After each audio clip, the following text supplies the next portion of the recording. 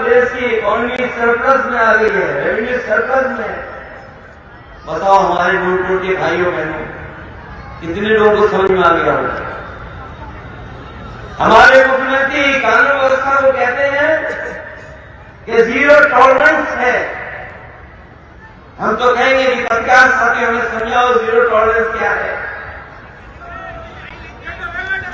कोई बताए हमें कि जीरो टॉलरेंस क्या है। अरे आप नहीं समझ पा रहे हो तो कोई अधिकारी तो होगा ना पढ़ा, वही हमें बता दे कि जीरो टॉलरेंस क्या है। इसलिए इन लोगों से सावधान रहना। जब इन्हें झूठ बोलना होता है, आम जनता को समझ में नहीं आए तो वो अंग्रेजी में बोलते हैं कि हमारा रेवेन्यू सरप्लस है। और अगर रेवेन्यू सरप्लस है तो बताओ हमें डीजल पेट्रोल महंगा क्यों मिल रहा है।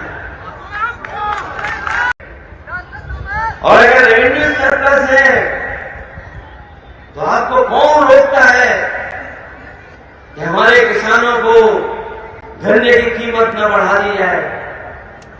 अगर रेवेन्यू सरप्लस है हमारे किसानों के गन्ने की कीमत बढ़नी चाहिए और कम से कम इतनी बढ़नी चाहिए कि जितना बाजार में महंगाई है, कम से कम अगर वो गन्ना चीनी मिलों के पास भेजता है तो थोड़ी बहुत उसकी गरीबी दूर हो जाए।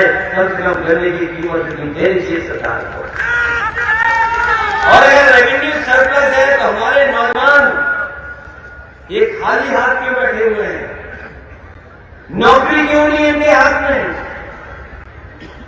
मेरे विधानसभा में पूछ रहा उनसे, उन्होंने जब अपना बजट पढ़ा और कहा कि उत्तर प्रदेश में केवल 4% बेरोजगार है, अनएम्प्लॉयमेंट रेट 4% है। याद रखना, जब अंग्रेजी में बोले तो झूठ बोल रहे होते हैं। अगर हम उसको हिंदी में करने और समझने की कोशिश करें तो बीजेपी के लोग कह रहे हैं कि 100 में केवल 4 बेरोजगार हैं। ऐसे मुख्यमंत्री कह रहे हैं कि पहली बार आजादी के बाद उत्तर प्रदेश की इकोनॉमी सरप्लस में आ गई है, रेवेन्यू सरप्लस में। बताओ हमारे नूरपुर के भाइयों बहनों, कितने लोगों को समझ में आ गया होगा। हमारे मुख्यमंत्री कानून व्यवस्था को कहते हैं कि जीरो टॉलरेंस है। हम तो कहेंगे कि पत्रकार साथी हमें समझाओ जीरो टॉलरेंस क्या है। कोई बताए हमें कि जीरो टॉलरेंस क्या है।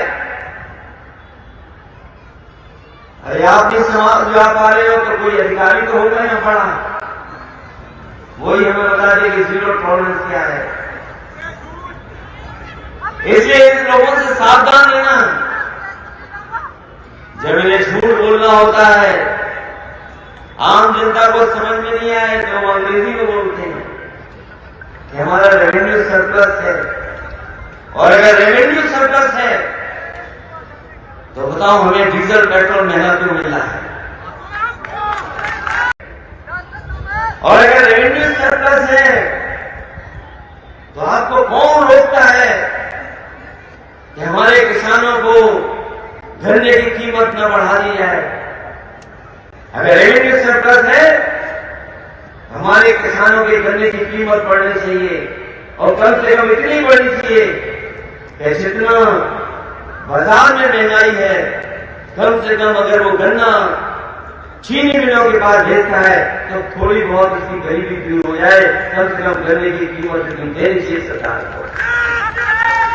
और अगर रेवेन्यू सरप्लस है तो हमारे नौजवान ये खाली हाथ क्यों बैठे हुए हैं? नौकरी क्यों नहीं इनके हाथ में? मेरे विधानसभा में पूछ रहा उनसे, उन्होंने जब अपना बजट पढ़ा और कहा कि उत्तर प्रदेश में केवल 4% बेरोजगार है, अनएम्प्लॉयमेंट रेट 4% है। याद रखना, जब अंग्रेजी में बोले तो झूठ बोल रहे होते हैं।